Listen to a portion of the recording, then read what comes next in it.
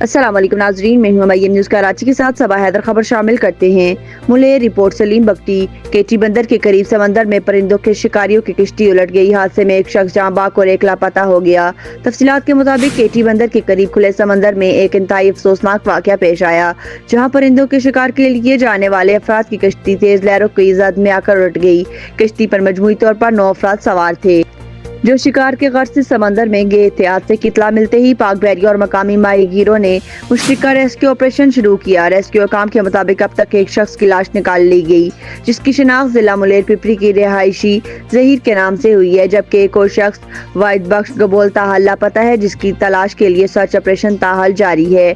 अमदादी कार्रवाइयों के दौरान किश्ती पर सवार 7 अफराद को बाहिफाजत निकाल लिया गया है, जिन्हें तिब्बी इमदाद फराहम की जा रही है।